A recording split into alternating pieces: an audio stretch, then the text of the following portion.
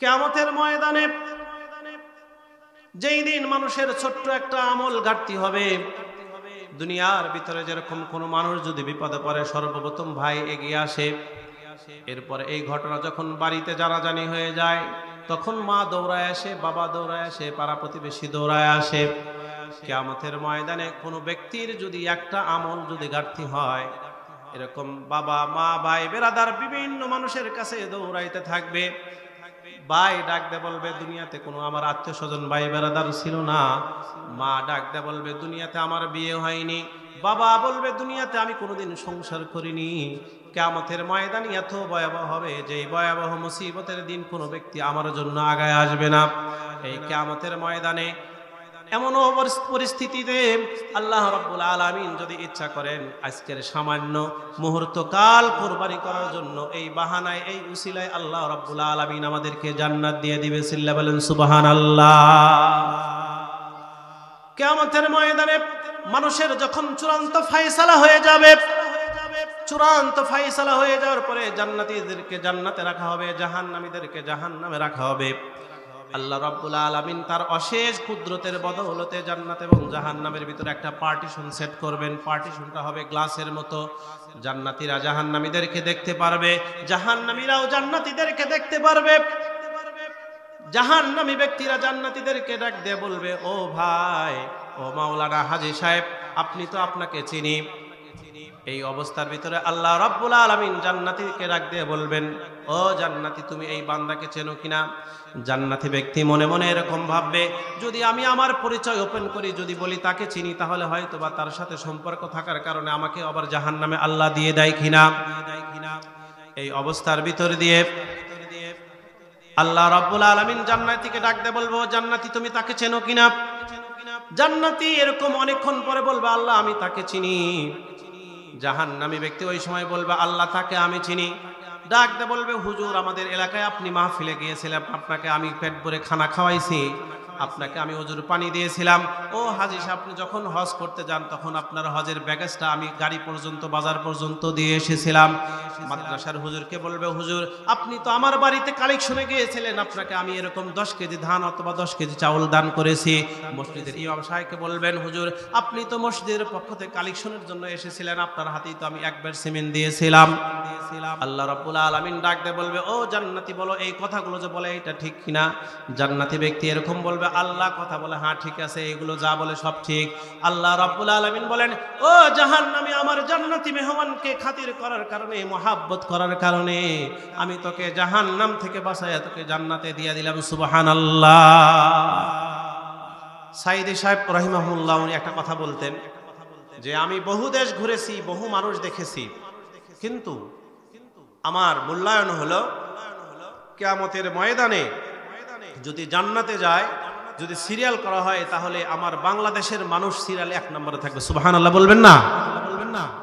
আমিও দেখে এসেছি, বিভিন্ন গোত্রের, বিভিন্ন বর্ণের, বিভিন্ন দেশের মানুষ খানা কাবা অর্থাৎ হজের মৌসুমে বলেন ওমরা, সারা বছর সেখানে জড়ো হয়।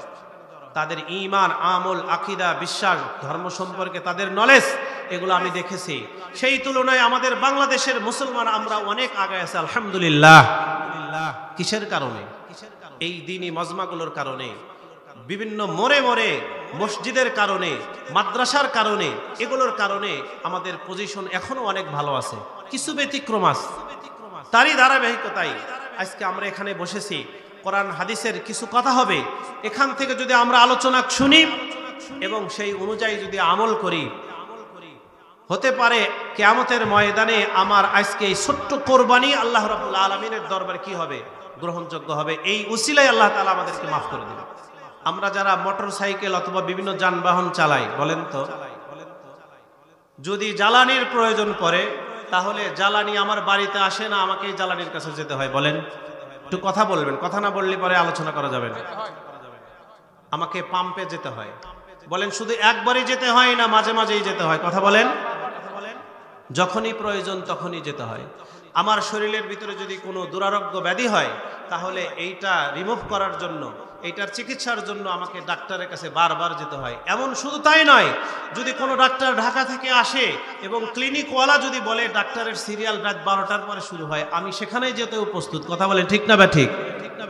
আমার শরীরের ভিতরে, আমার কলবের ভিতরে যেই রোগ হয়েছে, এই রোগকে দূর করার জন্য, আমার কলবকে, ঈমানকে জিন্দা রাখার জন্য মাঝে মাঝেই ইসলামের আলো আমার দিলের ভিতরে ওই তেলের মতো ভরতে হবে। কথা বলেন ঠিক না ঠিক? সেই জন্য আমাকে কোথায় যেতে হবে? পাম্পে যেতে হবে না। আমাকে কোথায় যেতে হবে? মসজিদে যেতে হবে, নাই মাদ্রাসায় যেতে হবে, নাই হক্কানি আলেমের কাছে আমাকে যেতে হবে। আলহামদুলিল্লাহ, আপনারা সেই কাজটা আজকে করেছেন। এরকম যাদের কাছে এই এলেমের জ্যোতি আছে, নূর আছে, তাদেরকে আপনারা দাওয়াত করেছেন। এই এলেমের নূর, ইসলামের আলো আপনাদের মাঝে আজকে বিতরণ করে যাবেন। এখান থেকে যদি কিছু ধরে রাখতে পারেন তাহলে আপনার উপকার হবে। আপনার শরীরের ভিতর ফি কুলুবিহিম মারাজ, আপনার আমার দিলের ভিতরে যেই ব্যাধি আছে, এই ব্যাধির চিকিৎসা করা হবে যদি এখান থেকে ধরে রাখতে পারি। তাহলে আমার জিন্দেগি কি হবে? সঠিকভাবে পরিচালিত হবে। আমি আপনাদের সম্মুখে একটা কবিতা আবৃত্তি করেছি। কবিতার অর্থ হলো, সূর্য আমাদের উপরে বিভিন্ন রকমের আলো দেয়। সূর্য আজীব জিনিস, দুনিয়া আজীব জিনিস, কখনো সন্ধ্যা কখনো সকাল। সুতরাং এই দুনিয়ার ভিতরে তুমি আসো, একদিন তোমাকে এই দুনিয়া থেকে চলে যেতে হবে। কিন্তু দুনিয়াতে থাকো তুমি, বাজার, দুনিয়া একটা বাজারের মতো, বাজার থেকে চলে যাও। প্রয়োজন যতটুকু ততটুকুই, পার্মানেন্ট খরিদ্দার এখানে হয় না, কারণ তোমাকে এখানে দুনিয়া থাকতে দেবে না। কারণ দুনিয়া এটা আমাদের পার্মানেন্ট প্লেস নয়, আমাদের ফাইনাল ডেস্টিনেশন বা পার্মানেন্ট প্লেস যেটা, সেটা হলো জান্নাত। আমরা কোথা থেকে এসেছি বলেন? জান্নাত থেকে এসেছি। সুতরাং আমরা যদি এই দুনিয়া থেকে যদি জান্নাতে যাওয়ার সামান, যদি ম্যাটেরিয়ালস যদি গ্রহণ করতে না পারি, অর্জন করতে না পারি, তাহলে খাসিরাত দুনিয়া ওয়াল আখিরা, আমাদের দুনিয়াও বরবাদ, আখিরাতেও বরবাদ। কথা বলেন ঠিক না ঠিক? তাহলে আলহামদুলিল্লাহ, আল্লাহ পাকের দরবারে আবারও শুকরিয়া জ্ঞাপন করছি যে আমাদের এই মুসলিমীয় মানুষকে এই মুহূর্তের জন্য কবুল করেছেন। কিয়ামতের ময়দান এত ভয়াবহ হবে। আল্লাহ পাক রব্বুল আলামিন কোরআনের ভিতরে এই কথাটা কত সুন্দর করে বলেছেন, ইয়াউমা ইয়াফিরুল মারউ মিন আখিহি ওয়া উম্মিহি ওয়া সাহিবাতিহি ওয়া বানি। আল্লাহ পাক আরেক জায়গায় বলছেন, আল্লাহ পাক কিয়ামতের ময়দানে যেই দিন মানুষের ছোট্ট একটা আমল ঘাটতি হবে, দুনিয়ার ভিতরে যেরকম কোনো মানুষ যদি বিপদে পড়ে সর্বপ্রথম ভাই এগিয়ে আসে, এরপরে এই ঘটনা যখন বাড়িতে জানাজানি হয়ে যায় তখন মা দৌড়ায় আসে, বাবা দৌড়ায় আসে, পাড়া প্রতিবেশী দৌড়ায় আসে। কিয়ামতের ময়দানে কোনো ব্যক্তির যদি একটা আমল যদি ঘাটতি হয়, এরকম বাবা মা ভাই বেরাদার বিভিন্ন মানুষের কাছে দৌড়াইতে থাকবে। ভাই ডাক দে বলবে, দুনিয়াতে কোনো আমার আত্মীয় স্বজন ভাই বেরাদার ছিল না। মা ডাক দে বলবে, দুনিয়াতে আমার বিয়ে হয়নি। বাবা বলবে, দুনিয়াতে আমি কোনোদিন সংসার করিনি। কিয়ামতের ময়দান এত ভয়াবহ হবে যে এই ভয়াবহ মুসিবতের দিন কোনো ব্যক্তি আমার জন্য আগায় আসবে না। এই কিয়ামতের ময়দানে এমন পরিস্থিতিতে আল্লাহ রাব্বুল আলামিন যদি ইচ্ছা করেন আজকের সামান্য মুহূর্তকাল কুরবানি করার জন্য, এই বাহানায়, এই উসিলায় আল্লাহ রাব্বুল আলামিন আমাদেরকে জান্নাত দিয়ে দিবে। সিল্লা বলেন সুবহানাল্লাহ। কিয়ামতের ময়দানে মানুষের যখন চূড়ান্ত ফায়সালা হয়ে যাবে, চূড়ান্ত ফায়সালা হয়ে যাওয়ার পরে জান্নাতীদেরকে জান্নাতে রাখা হবে, জাহান্নামীদেরকে জাহান্নামে রাখা হবে। আল্লাহ রাব্বুল আলামিন তার অশেষ কুদরতের বদৌলতে জান্নাত এবং জাহান্নামের ভিতরে একটা পার্টিশন সেট করবেন। পার্টিশনটা হবে গ্লাসের মতো। জান্নাতীরা জাহান্নামীদেরকে দেখতে পারবে, জাহান্নামীরাও জান্নাতীদেরকে দেখতে পারবে। জাহান্নামী ব্যক্তিরা জান্নাতীদেরকে ডাক দিয়ে বলবে, ও ভাই, ও মাওলানা হাজী সাহেব, আপনি তো আপনাকে চিনি। এই অবস্থার ভিতরে আল্লাহ রাব্বুল আলামিন জান্নাতীকে ডাক দিয়ে বলবেন, ও জান্নাতী, তুমি এই বান্দাকে চেনো কিনা? জান্নাতী ব্যক্তি মনে মনে এরকম ভাববে, যদি আমি আমার পরিচয় ওপেন করি, যদি বলি তাকে চিনি, তাহলে হয়তো বা তার সাথে সম্পর্ক থাকার কারণে আমাকে আবার জাহান্নামে আল্লাহ দিয়ে দেয় কিনা। এই অবস্থার ভিতর দিয়ে আল্লাহ রাব্বুল আলামিন জান্নাতীকে ডাক দিয়ে বলবো, জান্নাতী, তুমি তাকে চেনো কিনা? জান্নাতী এরকম অনেকক্ষণ পরে বলবে, আল্লাহ, আমি তাকে চিনি। জাহান্নামী ব্যক্তি ওই সময় বলবে আল্লাহ তাকে আমি চিনি। ডাক দে বলবে হুজুর আমাদের এলাকায় আপনি মাহফিলে গিয়েছিলেন, আপনাকে আমি পেট ভরে খানা খাওয়াইছি, আপনাকে আমি হুজুর পানি দিয়েছিলাম। ও হাজী সাহেব, আপনি যখন হজ করতে যান তখন আপনার হজের ব্যাগেজটা আমি গাড়ি পর্যন্ত বাজার পর্যন্ত দিয়ে এসেছিলাম। মাদ্রাসার হুজুরকে বলবে হুজুর আপনি তো আমার বাড়িতে কালেকশনে গিয়েছিলেন, আপনাকে আমি এরকম 10 কেজি ধান অথবা 10 কেজি চাউল দান করেছি। মসজিদের ইমাম সাহেবকে বলবেন হুজুর আপনি তো মসজিদের পক্ষ থেকে কালেকশনের জন্য এসেছিলেন, আপনার হাতেই তো আমি একবার সিমেন্ট দিয়েছিলাম। আল্লাহ রাব্বুল আলামিন ডাক দিয়ে বলবে ও জান্নাতি বলো এই কথাগুলো যে বলে এটা ঠিক কিনা? জান্নাতি ব্যক্তি এরকম বলবে আল্লাহ কথা বলে হ্যাঁ ঠিক আছে, এগুলো যা বলে সব ঠিক। আল্লাহ রাব্বুল আলামিন বলেন ও জাহান্নামী, আমার জান্নাতি মেহমানকে খাতির করার কারণে, মহাব্বত করার কারণে আমি তোকে জাহান্নাম থেকে বাঁচাইয়া তোকে জান্নাতে দিয়ে দিলাম। সুবহানাল্লাহ। কথাটা কেন বললাম? কিয়ামতের ময়দানে কোনো ব্যক্তি আমল দিয়ে এরকম হিসাব দিয়ে জান্নাতে যেতে পারবে না।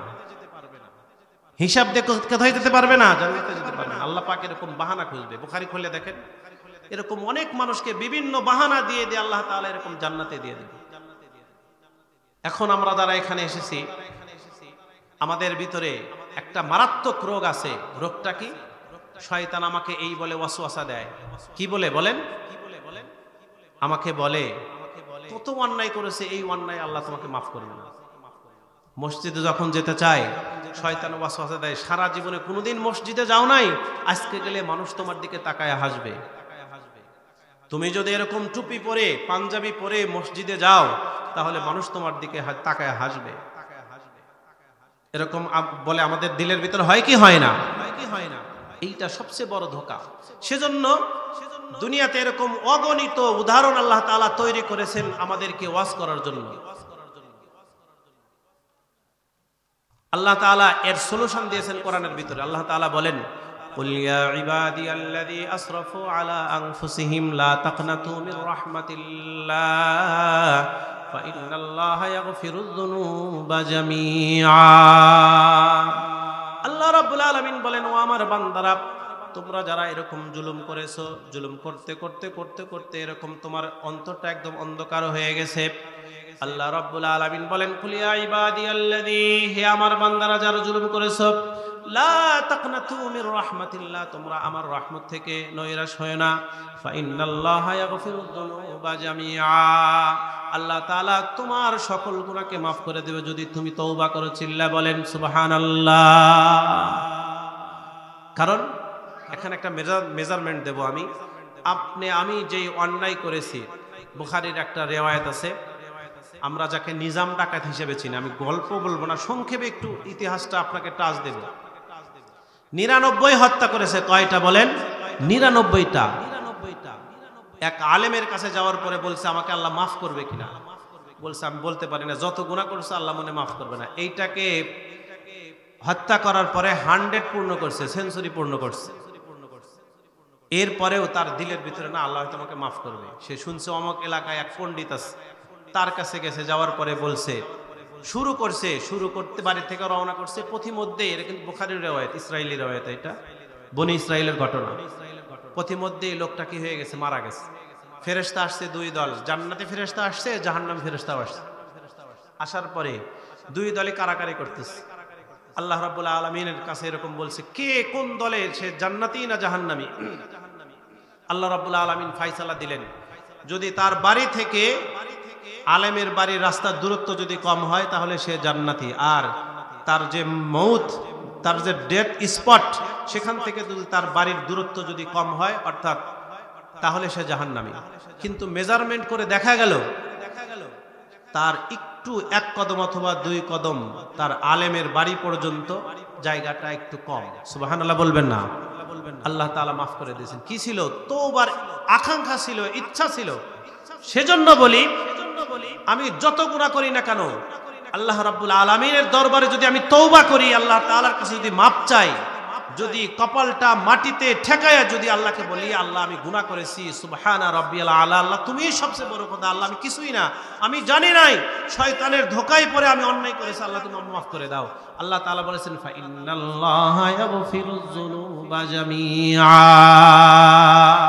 এই যে আয়াতটা, এখানে গ্রামাটিক্যাল একটা প্যাসেজ, ফাইন্নাল্লাহা ইয়াগফিরু, ফাইন্না, ফা মানে অতঃপর, ইন্না মানে বেশক, মাস্ট, ইয়াগফিরু, আল্লাহ তাআলা অতীতেও মাফ করেছেন, এখনো করেন, ভবিষ্যতেও করবেন। এখানে প্রেজেন্ট ফিউচার দুইটা টেন্স ব্যবহার করা হয়েছে। আরবিতে বলা হয় হাল এবং মুস্তাকবেল। আল্লাহ তাআলা মাফ করেন এবং করবেন। জাম্বুন মানে গুনাহ, এটাকে এক বচন, ওয়াহেদ, ইংলিশে বলা হয় সিঙ্গুলার। জাম্বুনের বহু বচন, প্লুরাল নাম্বার, বহু বচন হলো জুনুব। ইন্নাল্লাহা ইয়াগফিরুজ জুনুবা, আল্লাহ তাআলা এই জাম্বুনকে বহু বচন ব্যবহার করছে শব্দটা। এরপরে আবার তাকিদ নিয়ে এসেছে জামিয়া, জামিউন শব্দের অর্থ হলো টোটাল, সব। এই দুইটা আপনার জুমাকে, প্লুরালকে একসাথে করার পরে আল্লাহ রাব্বুল আলামিন এইটা বুঝাইছেন যে আল্লাহ তাআলার যে ঘোষণা, হুজুর এখানে আছেন, যে দুইটা জুমাকে একত্রিত যখন করা হয় তখন এটা ইয়াকিনের ফায়দা দেয় যে এতে কোনো সন্দেহ, যত গুনাহ থাক না ওয়ালাউ কানা ফি জাবাদিল বাহর, যদি সমুদ্রের ফেনা সমপরিমাণ গুনাহ হয় আল্লাহ তাআলা তাকে কি করে দেবে, মাফ করে দেবে। সুবহানাল্লাহ। আর তওবা যে কবুল হয় তার একটা প্রমাণ, যুক্তি আমি দেখাবো, সেটা হলো এই যে ফেরেশতারা মুআল্লিমুল মালায়েকা আযাজিল বা ইবলিস, যেটাই চেনেন না কেন আপনারা, সে ছিল কি ফেরেশতাদের লিডার ছিল। যে কোনো কারণে সে জান্নাত থেকে চলে এসেছে অভিশপ্ত হয়ে, আল্লাহ তাআলার কাছ থেকে কিয়ামত পর্যন্ত হায়াত চেয়ে নিয়েছে এবং বলছে আমি তোমার বান্দাদেরকে, আদম সন্তানদেরকে আমি ধোঁকা দেব। কথা বলেন ঠিক না বা ঠিক? বলছে আল্লাহ রাব্বুল আলামিন বলেছেন তুমি যতই ধোঁকা দিতে থাকো না কেন শয়তান, আমার বান্দা যদি আমার কাছে মাপ চায় তাহলে আমি তাকে কি করে দেব, তওবা করলে মাফ করে দেব। এইবার কেন তওবা কবুল হয় এবং তওবা যে কবুল হয়, যুক্তি, যে কোনো মানুষ একটা কবিরা গুনাহ করলেই তার জন্য জাহান্নামে অবশ্যই যেতে হবে, অবধারিত। ফিকহ বলেন, হাদিস বলেন, কোরআন বলেন, সব জায়গায় আছে জাহান্নামে যাওয়ার জন্য একটা কবিরা গুনাহই যথেষ্ট। জিনা করা কবিরা গুনাহ, পিতামাতার অবাধ্য হওয়া এটাও কবিরা গুনাহ, শিরক করা এটাও কবিরা গুনাহ। এখন কথা হলো আপনার আমার জীবনে কি কবিরা গুনাহ নাই? বলেন। তাহলে আমি কবিরা গুনাহ করা মানেই যদি আমাকে জাহান্নামে যেতে হয়, তাহলে জান্নাতে যাওয়ার মতো কোনো ব্যক্তি দুনিয়াতে আছে? বলেন, নাই। সেজন্য আল্লাহ রাব্বুল আলামিন তওবার দরজাকে খোলা রেখেছেন। যত গুনাহ করুক না কেন শিরক বাদ দিয়ে যদি কোনো ব্যক্তি আল্লাহর দরবারে তওবা করে, আল্লাহর দরবারে মাপ চায়, আল্লাহ রাব্বুল আলামিন তাকে কি করে দিবেন, মাফ করে দিবেন এবং তাকে মাসুম বানায় দিবেন। সুবহানাল্লাহ। তাহলে তওবার দরজা খোলা আছে এবং তওবা যে কবুল হয় এটা কিন্তু আপনারা বুঝলেন। রাসূল সাল্লাল্লাহু আলাইহি ওয়াসাল্লাম বলেছেন যতক্ষণ পর্যন্ত সূর্য পূর্ব থেকে অর্থাৎ পূর্বের সূর্য যতক্ষণ না পশ্চিম দিক থেকে উদিত হবে, অর্থাৎ কিয়ামত পর্যন্ত তওবার দরজা খোলা থাকবে। চিল্লা বলেন সুবহানাল্লাহ। এইটা উম্মতে মুহাম্মাদের জন্য একটা স্পেশাল বৈশিষ্ট্য, কি বলেন, ভিআইপি বৈশিষ্ট্য। আমাদের গুনাহ কি পরিমাণ হয়েছে। দাহিয়াতুল কলবি, জীবন্ত কন্যা সন্তানকে হত্যা করেছে, কত নির্মম ছিল। এক সাহাবী আল্লাহ রাসূল সাল্লাল্লাহু আলাইহি সাল্লামের কাছে এসে বললেন, ইয়া রাসূলুল্লাহ, ইয়া হাবিবাল্লাহ, এমন একজন ব্যক্তি আছে যে এরকম এরকম অন্যায় করেছে, তার গুনাহ কি মাফ হবে? আল্লাহ রাসূল সাল্লাল্লাহু আলাইহি ওয়াসাল্লাম বলেন, যতই গুনাহ করুক না কেন আল্লাহ রাব্বুল আলামিনের কাছে কোনো ব্যক্তি যদি কালিমা পড়ে, যদি ঈমান আনে, এই কালিমার কারণে তার জিন্দেগীর সকল গুনাহ আল্লাহ রাব্বুল আলামিন মাফ করে দিবেন। সিল্লা বলেন সুবহানাল্লাহ। এই খবর যখন দাহিয়াতুল কলবির কাছে যায়, দাহিয়াতুল কলবি রাসূলের কাছে এসে তার ঘটনা বলে, ইয়া রাসূলুল্লাহ, ইয়া হাবিবাল্লাহ, আমার একটা ফুটফুটে কন্যা সন্তান ছিল। আরবের জামানার ভিতরে কন্যা সন্তান হওয়াকে তারা এরকম দুর্ভাগ্য মনে করত, তাদের সম্মান হানি মনে করত। কন্যাটাকে আমি এরকম বুঝায়া শোনায়া তার মাঠ থেকে বিচ্ছিন্ন করে আমি মরুভূমির প্রান্তরের ভিতরে নিজে হাতে কোদাল দিয়ে গর্ত করে যখন এরকম কবরের ভিতরে, গর্তের ভিতরে ফেলে দেই, গর্ত ঘোরা অবস্থায় আমার কন্যাটা বারবার ডাক দিয়ে বলে, বাবা আমি এমন কোনো অন্যায় করি নাই গো বাবা, আপনি এত কষ্ট খামাখা এরকম কষ্ট করতেছেন। বিভিন্ন রিওয়ায়াতের ভিতরে এসেছে এরকম গর্ত খনন করতে গিয়ে মাথা বেয়ে এরকম কপাল বেয়ে ঘাম ঝরতেছিল। ওই কন্যা শিশু সন্তানটা তার বাবার ঘাম এরকম মুছে মুছে দিয়েছে। এমন পাষণ্ড হৃদয় ছিল, এরকম অবস্থার ভিতরেও তার হৃদয়টা একটু গলেনি। তার ভিতরে বদ্ধমূল হয়েছিল, আমার কন্যা যদি জীবিত থাকে তাহলে আমার অসম্মানী হবে।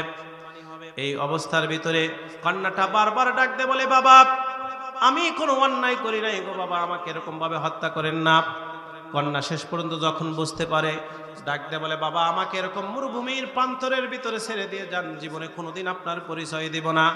কিন্তু এই কথাগুলো তার দিলের ভিতরে কোনো ধাক্কা দেয় নাই। এই অবস্থার ভিতরে এরকম জীবন্য কন্যা সন্তানকে এরকম ঘাড় ধরে ধাক্কা দিয়ে যখন মাটির গর্তের ভিতরে ফেলে দিয়ে এরকম আরবের মরুপ্রান্তরের ভিতরে উত্তপ্ত বালু এবং পাথর বিশিষ্ট মাটিগুলো যখন বুকের উপরে চাপা দেয়, এরকম কন্যাটা বারবার ডাক দিয়ে বলে, বাবা আমাকে হত্যা করতেছো, আমার কি অপরাধ? কিন্তু আমি জানি না বাবা, আমাকে হত্যা করো না। কিন্তু এই পাষাণ্ড বাবা এরকম করে কন্যা সন্তানটাকে যখন জীবিত পুঁতে রেখে আসলো, সেই দিন থেকে তার ঘুম নাই, চোখে ঘুম নাই, এরকম খানা পিনা নাই, গোসল নাই, কোনো কিছু নাই। কানের ভিতরে বারবার ওই কন্যা সন্তানের মৌতের এরকম আকুতিটা তার কানের ভিতরে বাজতে থাকে।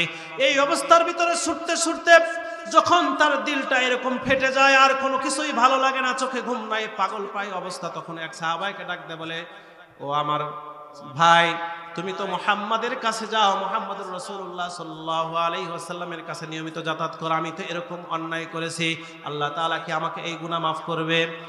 সাহাবা যখন রাসূল সাল্লাল্লাহু আলাইহি ওয়াসাল্লামের কাছে বিস্তারিত ঘটনা বলল, আল্লাহ রাসূল বললেন, এমন কোনো অন্যায় নাই, কোনো ব্যক্তি যদি এর চেয়েও যদি মারাত্মক অন্যায় করে, একটা নাই দুইটা নাই, এরকম 100 কন্যা সন্তানকেও যদি সে কবর দেয়, এরপরেও যদি আমার আল্লাহর কাছে মাপ চায়, আমার আল্লাহ তার জীবনের সকল গুনাহ মাফ করে দিবে। চিল্লায় বলেন সুবহানাল্লাহ।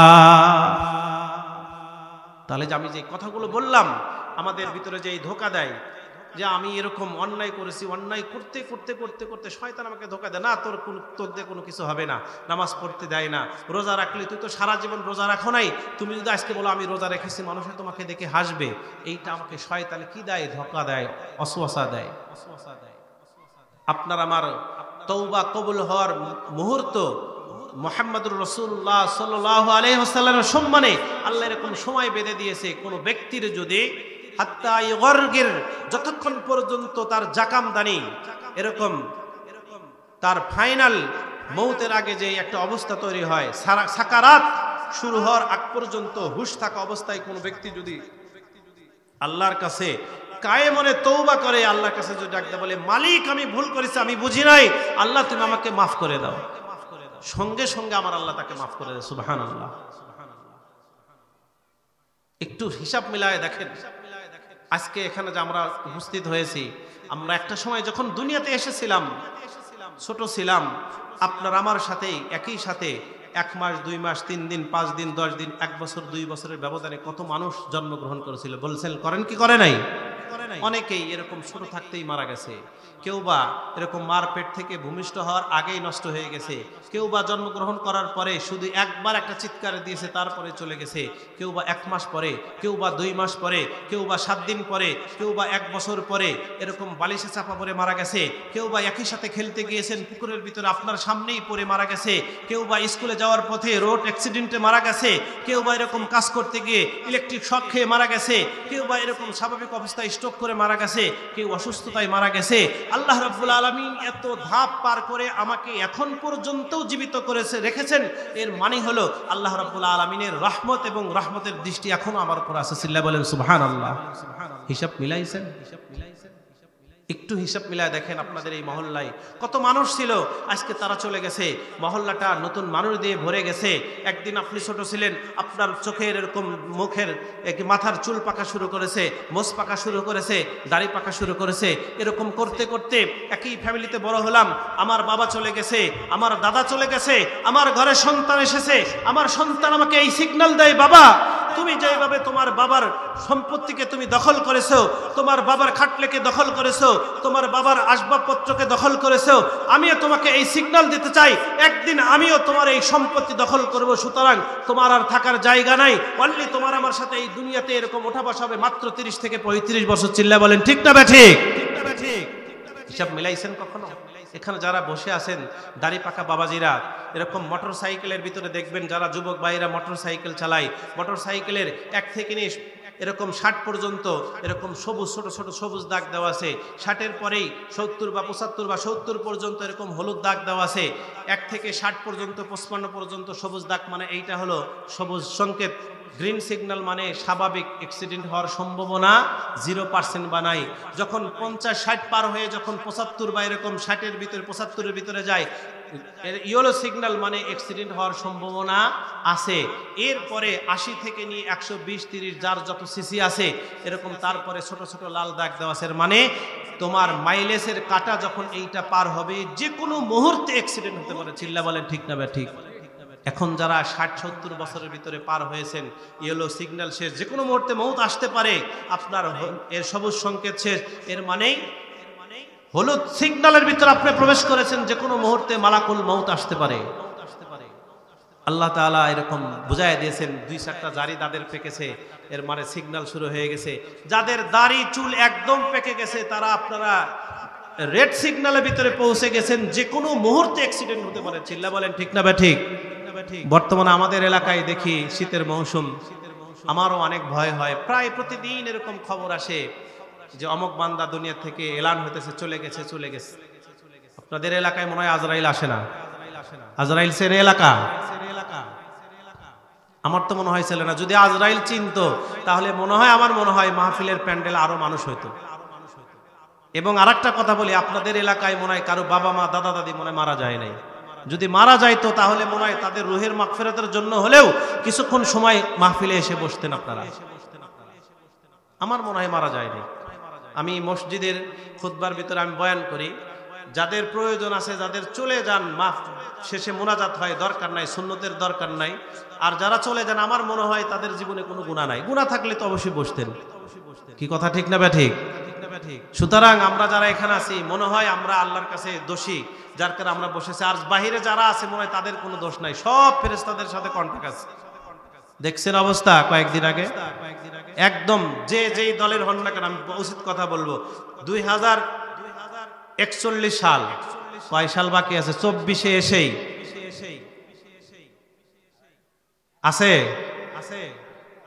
আল্লাহ তাআলা 1400 বছর আগে গ্যারান্টি দিয়েছেন, কুলিল্লাহুম্মা মালিকাল মুলকি তুতিল মুলকা মান তাশা ওয়া তানজিউল মুলকা মিম্মান তাশা ওয়া তুইজ্জু মান তাশা ওয়া তুযিল্লু মান তাশা বিয়াদিকাল খায়র ইন্নাকা আলা কুল্লি শাইইন কাদির।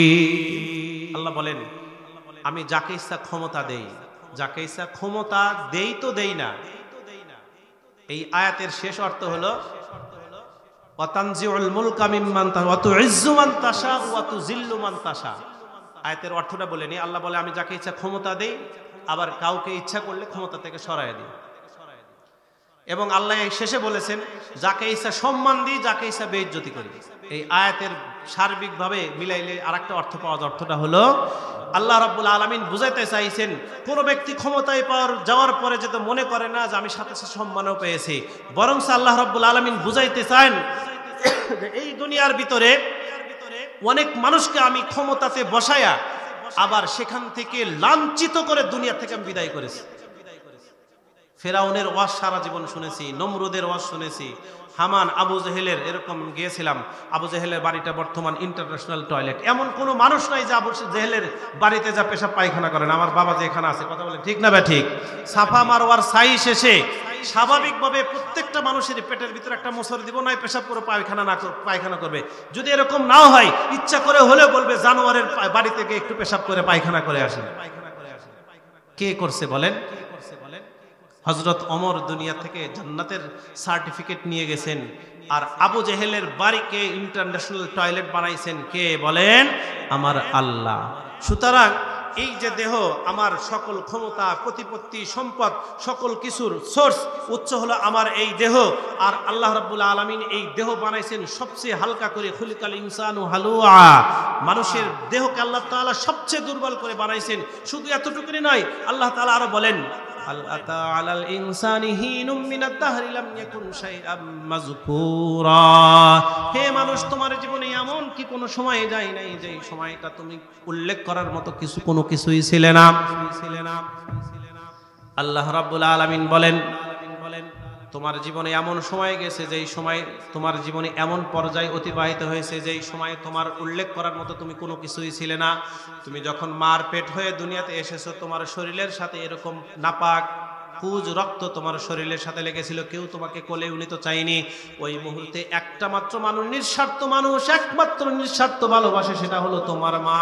ওই রক্তমাখা তোমাকে যখন বুকের ভিতরে জড়াইয়া ধরার সঙ্গে সঙ্গে তোমার মার কলিজার সকল ব্যথা দূর হয়ে গেছে। চিল্লা বলেন সুবহানাল্লাহ। পেশাবের ভিতরে শুয়ে থেকেছি ঘন্টার পর ঘন্টা, কোনো হুঁশ ছিল না। আমার হাত ছিল, হাত আমার সিগন্যাল শুনে নাই। আমার কান ছিল, আমার কান কোনো কথা শুনে নাই। আমার জবান ছিল, আমি জবান দিয়ে কোনো কিছু বুঝাইতে পারি নাই। আল্লাহ রাব্বুল আলামিন বলেন, এখান থেকে ধীরে ধীরে ধীরে ধীরে করে তোমাকে যখন আমি একটা পর্যায়ে এসেছি, যখন তোমার হাত তোমার কথা বলা শুরু করলো, যখন তোমার জবান এরকম তোমার কাজ, তোমার পক্ষে যখন কাজ করা শুরু করলো, এইটা পাওয়ার পরেই তুমি এরকম আমার নাফরমানি শুরু করে দিলে। আল্লাহ রাব্বুল আলামিন বলেন, বান্দা, ইয়া আইয়ুহাল ইনসান মা গাররাকা বিরাব্বিকাল কারীম الذي خلقك فسواك فعدلك في أي صورة ما شاء ركبك। আল্লাহ রাব্বুল আলামিন বলেন, ও আমার বান্দারা, কোন জিনিসের মহব্বত, কোন জিনিসের ভালোবাসা, কোন জিনিসের প্রতি আসক্ত হয়ে আমি আল্লাহ রাব্বুল আলামিনের ইবাদত থেকে, আমি আল্লাহ রাব্বুল আলামিনের স্মরণ থেকে তোমাকে গাফিল করে দিল। যে আল্লাহ আমি তোমাকে এত সুন্দর করে বানাইলাম, এত সুন্দর করে সৃজন করলাম, কত সুন্দর করে বানাইলাম, শুধু এতটুকুনি নয়, আমি আল্লাহ তোমাকে নাপাক বস্তু থেকে বানাই, আমি আল্লাহ তোমাকে শ্রেষ্ঠ হিসেবে ঘোষণা করলাম। এরপরেও কোন জিনিসের মহাব্বত, কোন জিনিসের ভালোবাসা, আমি আল্লাহর মহাব্বত থেকে, ভালোবাসা থেকে তোমাকে ফিরে রাখলো।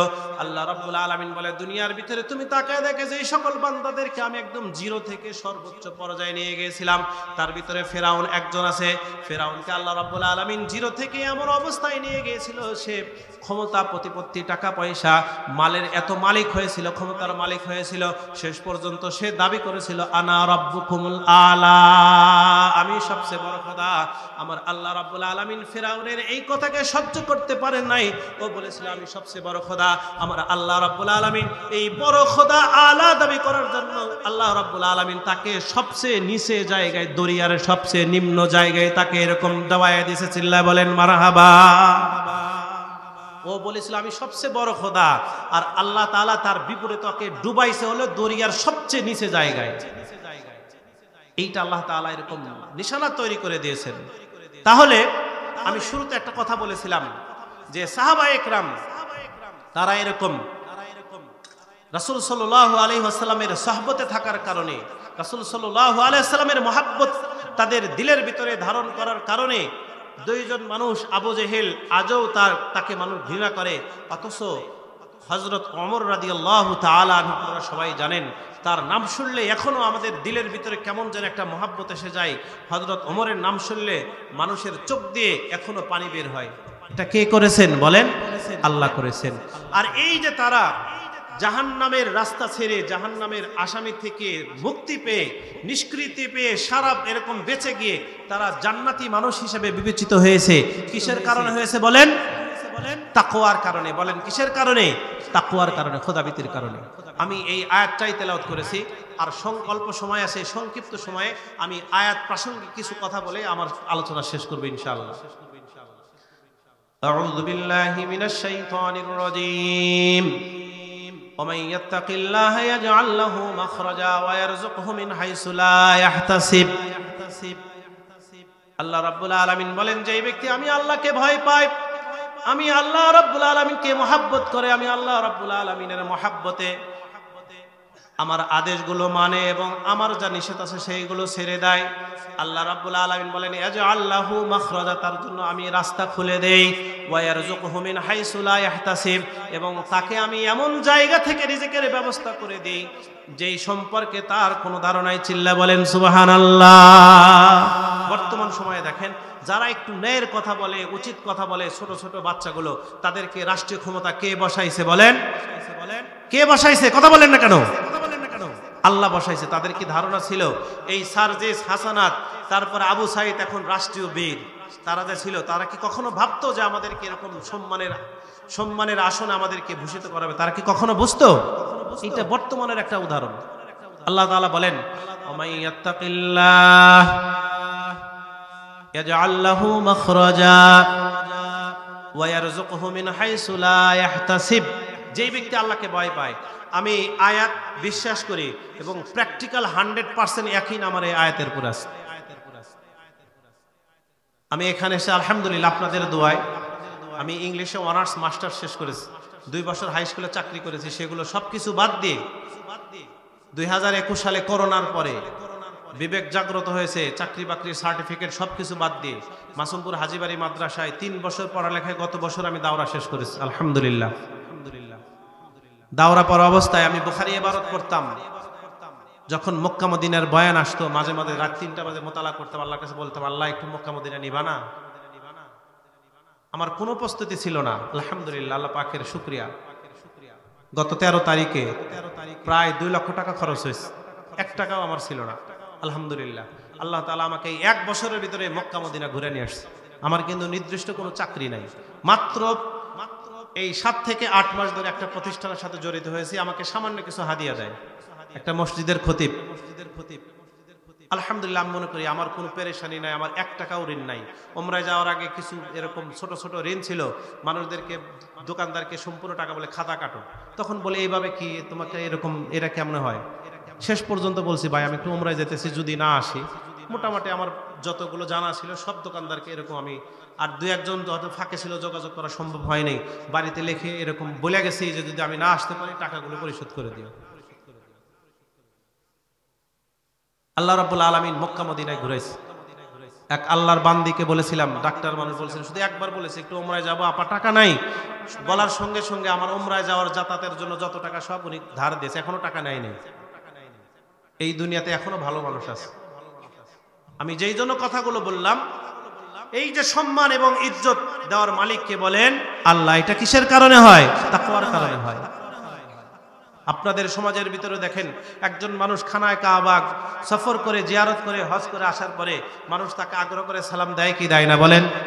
একই মানুষ ছিল 2 দিন আগেও যার প্রতি এরকম মনোভাব ছিল অন্যরকম, কিন্তু হজ করে আসার পরেও মনোভাবটা এরকম, দিলটা যে পরিবর্তন করে দিয়েছে, কে করে দিয়েছে বলেন? আল্লাহ করে দিয়েছে। আল্লাহ তাআলা এই কথারে বলেছেন, ওমাইয়াত্তাকিল্লাহ ইয়াজআল লাহু মাখরাজা ওয়া ইয়ারযুকহু মিন হাইসু লা ইয়াহতাসিব। যেই ব্যক্তি আমি আল্লাহকে ভয় পায়, আল্লাহ রাব্বুল আলামিন বলে তার জন্য আমি রাস্তা খুলে দেই এবং এমন জায়গা থেকে তার রিজিকের ব্যবস্থা করে দিই যে রিজিক সম্পর্কে তার কোনো ধারণাই ছিল। বলেন সুবহানাল্লাহ।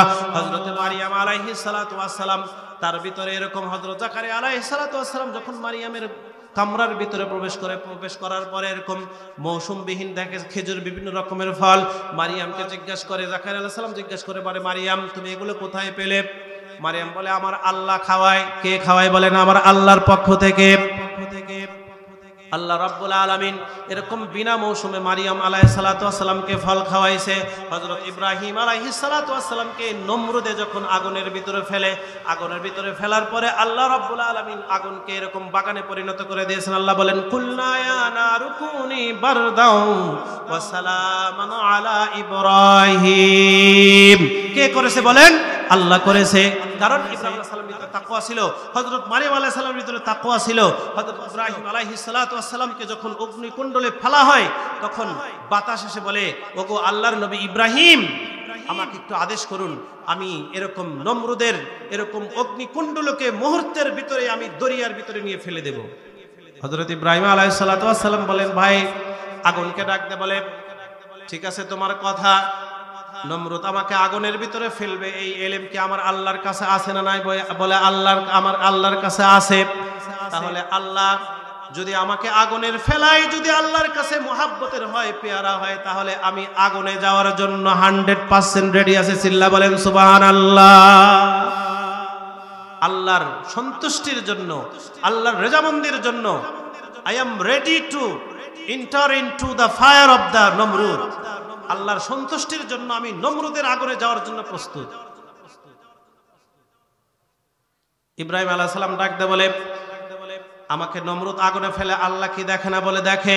যে আল্লাহ আমাকে এই পরিস্থিতির ভিতরে ফেলেছে, ওই আল্লাহ আমাকে এই আগুন থেকে মুক্তি দেবে। সিল্লা বলেন সুবহানাল্লাহ।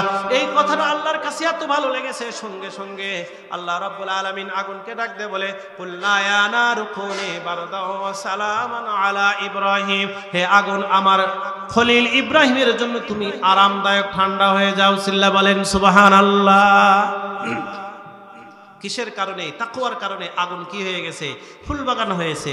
এই তাকওয়ার কারণে হযরত মুসা আলাইহিস সালাতু ওয়াস সালামকে যেই রাস্তা দিয়ে আল্লাহ রাব্বুল আলামিন পার করে নীল নদ বা যেটাই বলেন না কেন পার করে দিয়েছে, এবং গোস্তাকির কারণে এই নীল নদের পানির দ্বারাই আবার ফিরাউনকে চুবায়া চুবায়া মারছে। কিসের কারণে? তাকওয়ার কারণে রাস্তা হয়ে যায়, তাকওয়ার কারণে এরকম আগুন ঠান্ডা হয়ে যায়, তাকওয়ার কারণেই বিনা মৌসুমে ফল আসে। কিসের কারণে বলেন? তাকওয়ার কারণে। এই যে ইমাম সাহেব আমার পিছনে বসা, কয় টাকা হাদিয়া দেন? আমি কিন্তু সরাসরি খোলা কথা বলি, মাইন্ড করার কোনো কিছু নাই।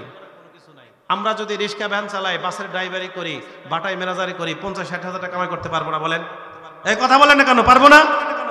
মাত্র 8,000-7,000 টাকা বেতন দেন, তার আবার 15 মাসের বাকি। কখনো কি দেখছেন যে হুজুরের গায়ে জামা আছে ইস্তারি ছাড়া? কখনো ছেঁড়া জামা গায়ে দিতে দেখছেন? আল্লাহ ব্যবস্থা করে। বরকত কার হাতে? আল্লাহর হাতে।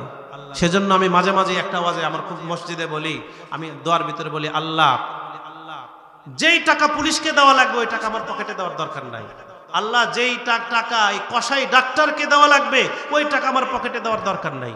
তাহলে আমি মাসে 50,000 টাকা কামাই করার পরে পুলিশকে দিতে হয়, প্রতি মাসে এরকম মান্থলি দিতে হয়, ডাক্তারকে দিতে হয়, এলাকার দুষ্ট ছেলেবেলেদেরকে দিতে হয়। মাস শেষে দেখা যায় যে খালি কষ্ট করে এরকম দৌড়াদৌড়ি সার, আর আমার 10,000 টাকা দিয়ে আমি সংসারের কাজ করি। বলেন সুখে কে আছে? বলেন। সেজন্য দোয়া করবেন, ওলামায়ে ইকরামকে আপনাদের দিনের অতন্ত্র প্রহরী বানায়া এই সামান্য পরিশ্রমের বিনিময়ে এরকম ওলামায়ে ইকরাম এরকম দিনের খেদমত করে যাচ্ছে। এই মুহূর্তে যারা ওলামায়ে ইকরামের বিরুদ্ধে কথা বলে, ওলামায়ে ইকরামের বিরুদ্ধে একটা দল দাঁড়ায় গেছে, আপনারা সবাই জানেন। যারা টঙ্গীর ময়দানে ওলামায়ে ইকরাম এবং তলবে ইলমের রক্ত ঝরাইছে, তারা কখনো ইসলামের হিতাকাঙ্ক্ষী হতে পারে না, পারে না, পারে না। আল্লাহ রাসূল সার্টিফিকেট দিয়েছে, আল উলামা ওয়ারাসাতুল আম্বিয়া। উলামায়ে ইকরাম হলো নবীদের ওয়ারিস। আস-সাহাবী কান-নুজুমি ফিস সামা, সাহাবায়ে ইকরাম হলো আকাশে এরকম তারকা সমতুল্য। আল্লাহ তাআলা বলেছেন, ইন্নামা ইয়াখশাল্লাহু মিন ইবাদিহিল উলামা, আমার বান্দাদের ভিতর থেকে একমাত্র যারা আলেম তারাই একমাত্র আমি আল্লাহকে ভয় পাই। সার্টিফিকেট কে দিয়েছে? বলেন আল্লাহ। এরপরেও যারা বলে ওলামায়ে ইকরাম কিছুই বোঝে না, সকল বুঝি আমরা, সারাদিন কখনো স্কুল কলেজের বারান্দায় যায় নাই, কোনো পড়ালেখা নাই, অতীত ইতিহাস ঘাটলে মারাত্মক মারাত্মক ইতিহাস আছে, মাত্র 1 চিল্লা 3 চিল্লা লাগানোর পরে যখন এসে বলে ওলামায়ে ইকরাম কিছুই বোঝে না, সব বুঝি আমি একা, চিল্লা বলেন এরকম দল আছে না নাই? আছে না নাই? এরকম যারা দাবি করে তারা কেমন? তারা হলো ওই একজন এলাকার সাধারণ মেডিকেল এরকম ডিসপেন্সারিওয়ালা, সে যদি বলে যে একজন MBBS ডাক্তার কিছুই জানে না, আমি সব জানি, আজকে থেকে এই গ্রামের যত মানুষ আছে সকল অপারেশন আমি করব, কোনো মানুষ ভুলে তার কাছে অপারেশন করার জন্য রোগী নিয়ে যাবে? বলেন যাবে? তার কারণ রক্ত সারবেই না, বরং রোগীকে মেরে ফেলবে। ওরকম যাদের এরকম সার্টিফিকেট নাই, মসজিদ মাদ্রাসা তো দূরের কথা, স্কুল কলেজের বারান্দাও কোনোদিন যায় নাই, যারা 3 মাস এরকম চিল্লা লাগানোর পরে বলে আমরাই সব কিছু বুঝি, আমি এখান থেকে বলে গেলাম, তারা ওরকম ওই অনভিজ্ঞ ডাক্তার যেরকম রোগী মেরে ফেলবে, এরকম অনভিজ্ঞ এরকম তবলিগওয়ালা আপনার আমার ঈমান ধ্বংস করে আপনার আমাকে জাহান্নামে নিয়ে যাবে। সেজন্য একটা কথা হলো আমাদেরকে ঈমান আগে বাঁচাইতে হবে। ঈমান হলো রুট, মূল। যদি আমার ঈমান থাকে, গাছের যদি মূল যদি বেঁচে থাকে, তাহলে ওই গাছে একদিন শাখা হবে, ফুল ফুটবে। আর রুট যদি না থাকে তাহলে ওই গাছটা মরে যাবে, এটাই 100%। এই যে সাহাবায়ে ইকরাম তারা এই দুনিয়া থেকে জান্নাতের সার্টিফিকেট পেয়েছিলেন কিসের কারণে? তাকওয়ার কারণে। কিসের কারণে বলেন? তাকওয়ার কারণে। এই তাকওয়া যদি কোনো ব্যক্তির ভিতরে থাকে তাহলে আল্লাহ রাব্বুল আলামিন তাকে দুনিয়াতেও এরকম সম্মানের আসনে বসাইবেন, আখিরাতেও তাকে সম্মানের আসনে বসাইবেন। আল্লাহ রাব্বুল আলামিন বলেন, ওয়ালিমান খাফা মাকামা রাব্বিহি জান্নাতান ফাবিআইয়ি আলাই রাব্বিকুমা তুকাযযিবান। যেই ব্যক্তি আমি আল্লাহ রাব্বুল আলামিনের সামনে কিয়ামতের ময়দানে দণ্ডায়মান হওয়াকে ভয় পায়, আল্লাহ রাব্বুল আলামিন বলে তার জন্য রয়েছে দুইটা জান্নাত। এক নম্বর জান্নাত হলো দুনিয়া, আর একটা জান্নাত হলো আখিরাত। আল্লাহ বলেন তাকে আমি দুনিয়াতেই জান্নাতের স্বাদ আস্বাদন করায় কবরে নেব, এবং কবরে যাওয়ার সঙ্গে সঙ্গে আমি ফেরেশতাদের দ্বারা ওয়েলকাম জানায় তাকে আমি জান্নাত পর্যন্ত পৌঁছায় দেব। সুবহানাল্লাহ। এই যে তাকওয়া, তাকওয়া থাকলে পরে এই যে কোরআনের আয়াত ওমাই ইয়াত্তাকিল্লাহা ইয়াজআল লাহু মাখরাজা, যেই ব্যক্তি আল্লাহকে ভয় পায় আল্লাহ তার জন্য রাস্তা খুলে দেয়। ওয়া ইয়ারযুকুহু মিন হাইসু লা ইয়াহতাসিব, এবং তাকে আল্লাহ রাব্বুল আলামিন এমন জায়গা থেকে রিজিকের ব্যবস্থা করে যেই সম্পর্কে তার কোনো ধারণা নাই। এই প্রসঙ্গে আর আমি ছোট্ট একটা ঘটনা বলেই আমার নির্দিষ্ট সময় বেঁধে দেওয়া হয়েছে, এই সময়ের ভিতরে আমার কথা শেষ করবে ইনশাআল্লাহ।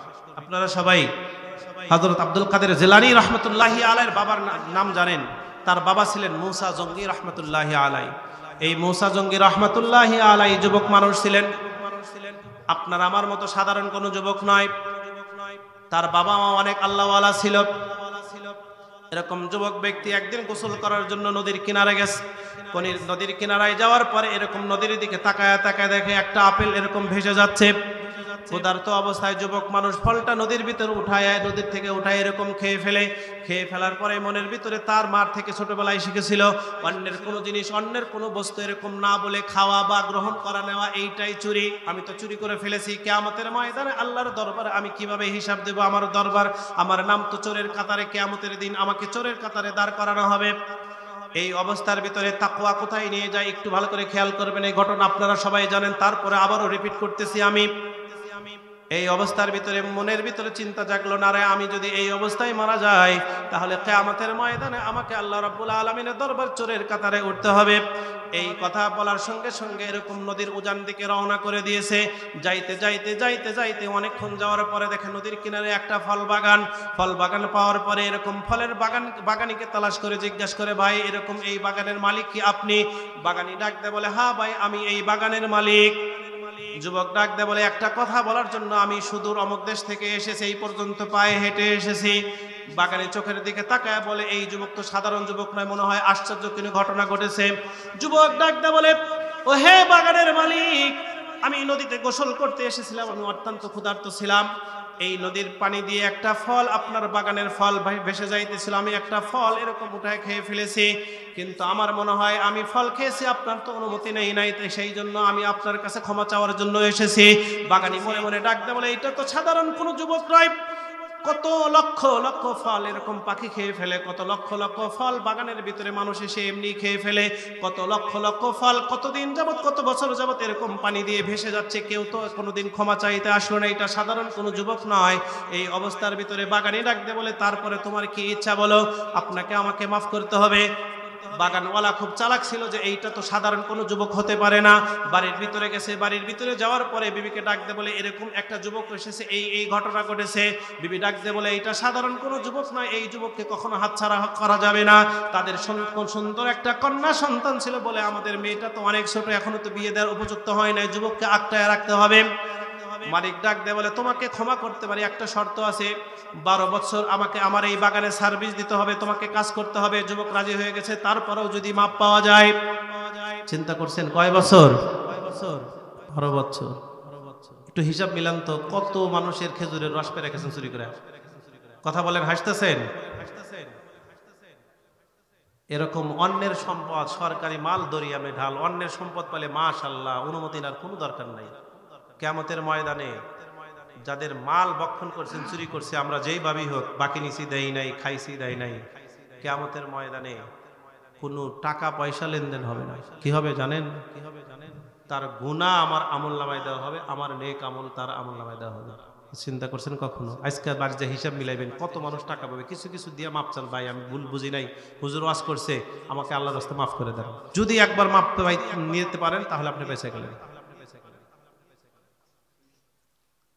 যুবকের চোখের ভিতরে পানি। এই অবস্থার ভিতরে যুবক বলে, 12 বছর কাজ করার পরে যদি আমি মাপ চাই তাহলে কিয়ামতের ময়দানে আল্লাহর দরবারের আদালত থেকে আমি বেঁচে যাব। এরকম দেখতে দেখতে 12টা বছর পার হয়ে গেছে। 12টা বছর পার হয়ে যাওয়ার পরে যুবক ডাকতে বলে, মালিক এখন তো আমার 12 বছর আমি সেবা দিয়েছি, সার্ভিস আমার শেষ, এখন আমাকে মাফ করে দেন, আমাকে আজাদ করে দিন, আমি এখান থেকে চলে যাই। মালিক এইবার বলে, এখন আরেকটা কঠিন শর্ত আছে, এই শর্ত যদি মানো তাহলে তোমাকে আমি মাফ করতে পারি। বলে কিসের কি শর্ত? বলে আমার একটা মেয়ে আছে, আমার মেয়ে অন্ধ, চোখে দেখে না, আমার মেয়ে এরকম বোবা, কথা বলতে পারে না, আমার মেয়ে এরকম কানে শোনে না, বোবা কি এরকম বধির। যুবক ডাক দেয় বলে, এইবার তো অবস্থা খারাপ, কিন্তু মনে মনে চিন্তা করে ওই যে আল্লাহর ভয়, এই দুনিয়াতে এরকম একজন মানুষের সাথে আমার জিন্দেগি পার করে আমি দুনিয়ার থেকে যেতে চাই, কিন্তু কাল কিয়ামতের ময়দানে আল্লাহর দরবারে আমি চোরের কাতারে দাঁড় হইতে রাজি নই।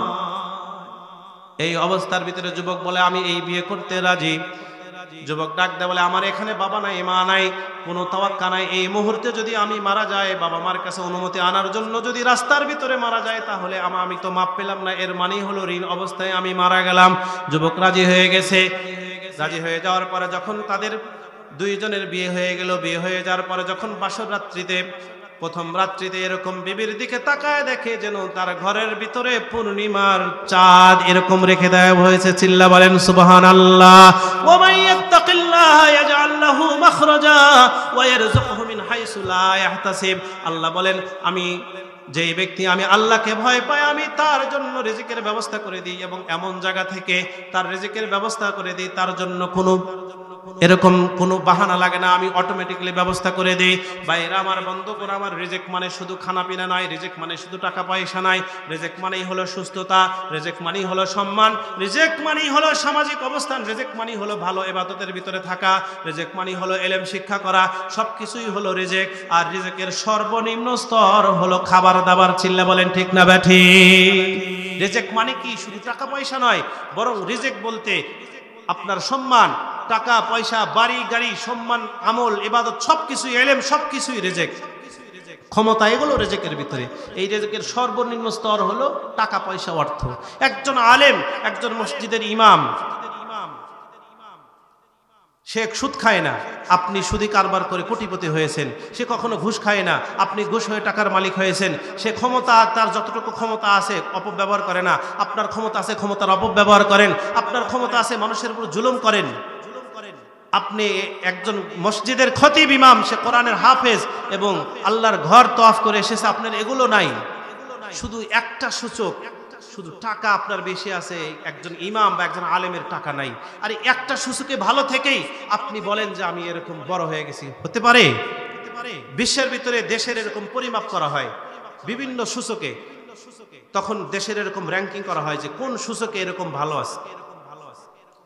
ওই দেশের দারিদ্রতা, ওই দেশের আবহাওয়া, ওই দেশের দুর্নীতি, ওই দেশের রাস্তাঘাট, ওই দেশের অর্থনৈতিক অবস্থা, সবকিছু বিবেচনা করে যেই দেশের সবগুলো সূচক ভালো আছে, সেই দেশটা হলো র্যাঙ্কিং 1-এ চলে যায়।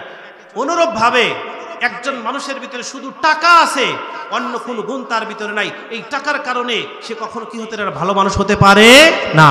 কিন্তু বর্তমানে আমাদের উল্টা হয়ে গেছে, যেখানেই টাকা আছে সেখানেই আমরা সেজদা করি। নাউজুবিল্লাহ। কি কথাগুলো তিতা লাগতেছে একটু?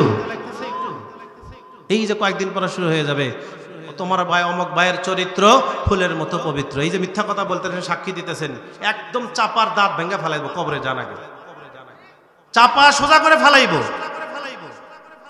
মিথ্যা কথা বলেন, হুঁশ আছে আপনার? এক প্যাকেট সিগারেট, আল্লাহ তাআলা এত সুন্দর করে মুখটা বানাইছে জিকির করার জন্য, আর সকাল সন্ধ্যা ঘুম থেকে উঠে